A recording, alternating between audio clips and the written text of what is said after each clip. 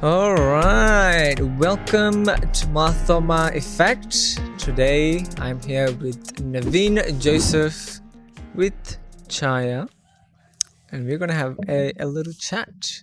But you might have noticed we are in the same location as the previous podcast, and so we are still in Adelaide. That's right, Although Hansa. Naveen is also not from Adelaide.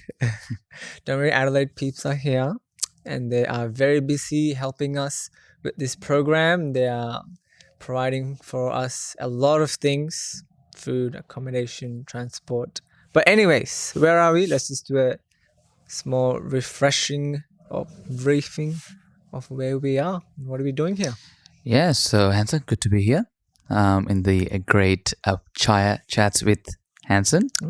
Fantastic. So we are here for the national team and the youth apostolate executive meeting, which started on Friday, and it ends tomorrow morning. So it's almost finished. Bit It's sad. almost finished. It is a bit sad because we haven't seen each other for how long? It's almost over a year. Over a year. And before COVID, I think we would be seeing each other at least every 2 months. Yeah, always at events all around Australia, wasn't it? Yeah, and he's thousands of kilometers away from where I live. But being in the national team and having a lot of national events for the SMIM Youth of Australia, we were seeing each other quite often. Yeah. So after COVID, this is our first meeting, and it's very emotional that it's coming to an end. But we are here to do a podcast, and let's get into it. So Naveen, tell us a little bit about yourself.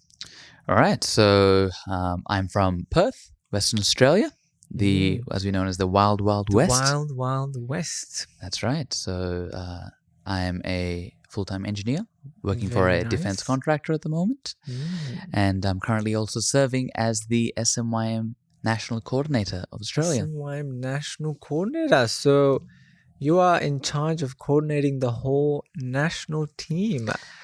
Well, my team's pretty good. They don't really need my coordination because they're pretty good themselves. Oh, he's too humble.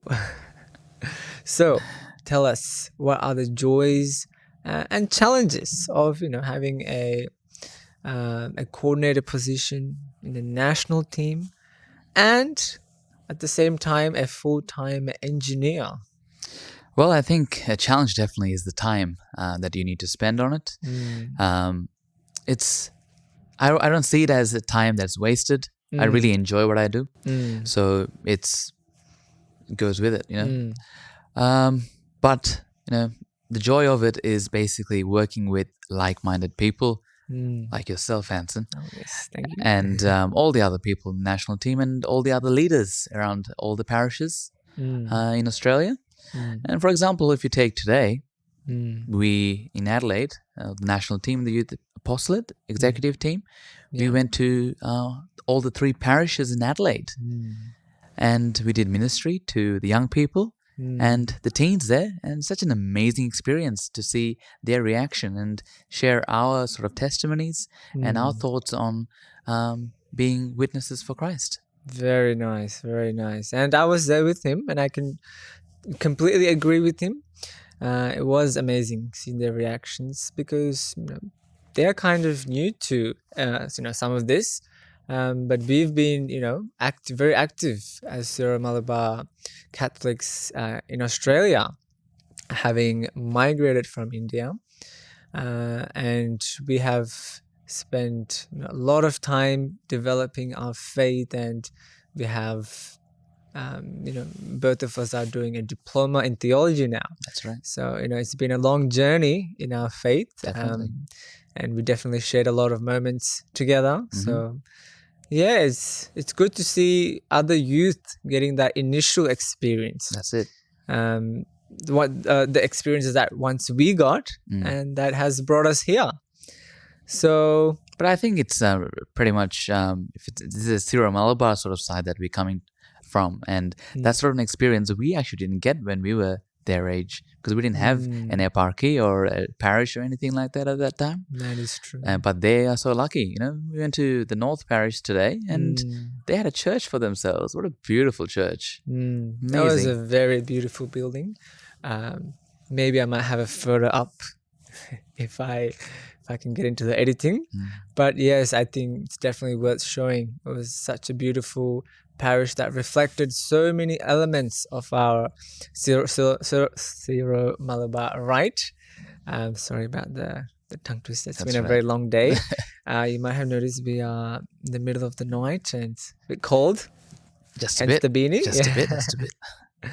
Yeah. So Navina and I were talking about a week back about this man who's about to become a saint, and he's actually from India, which is very interesting because we have very few saints, but it's always exciting actually when we have a saint from India because it's so close to home. That's it. It's where we're from, and it's always exciting. And this saint has a very, very interesting life. He's actually from the 1700s, so it's taken a while. But let's dive into this person. So who is this, Naveen? Can you say the name? Because I do sometimes struggle with the name. So you just said tongue twister, and yes, even the word tongue twister is a twister itself. So this guy's name is Devasahayam Pillai. Devasahayam Pillai. Now you may be wondering, he got it in one go, but I'll be honest, I did practice it a couple of times. So Devasahayam Pillai. Yes. And he's blessed. That's it. What does that mean? So blessed is the last step before becoming a saint. A saint. That is exciting. It is, definitely. Wow. So blessed Devasahayam Pillai. We were wondering, what made this person be on the road to becoming a saint? Because especially, coming from India, it's always something that we can relate to so closely. So who was this person, Devasahayam Pillai? So he was, initially when he was born into a high caste Hindu family, a Nair family. And he was also a part of the treasury of the Kingdom of Travancore, which is present day Kerala. And he was a close sort of friend to the king at that time of Travancore, which is King Marthandavarma. Marthandavarma, I think that is another tongue twister. Another tongue twister there. Yes. And he, for some reason, he lost his job during his service there. And it was a big suffering for him because he was working for so long and such a loyal worker for the king. But suddenly when he lost his job, he got into a bit of suffering.